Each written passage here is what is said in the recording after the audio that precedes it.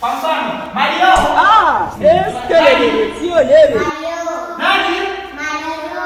Mario. Mario alikuwa na 20,000. Alikuwa na shilingi ngapi? 20,000. Mario alikuwa na 20,000. Akakutana na Paula njiani akaenda sokoni. Akakutana nani? Na Paula njiani alikuwa anaenda sokoni. Okay.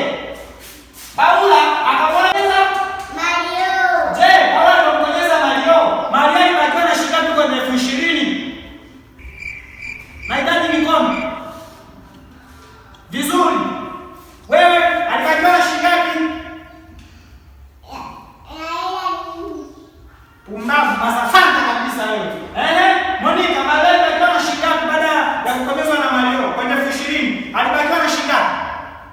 20,000. Alikuwa na 20,000 una hakika? Kwa serious wewe? Unasikia? Wewe makini, nafundisha. Kwanza sasa mambo ya tuition. Kwa hiyo mmoja akasema ndio ya tuition. Nipo kazini kama kazi zingine.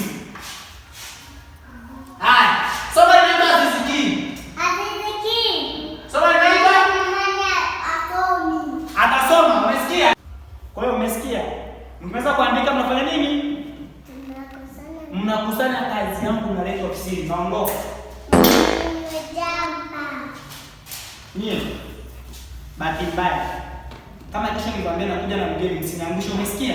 A few moments later.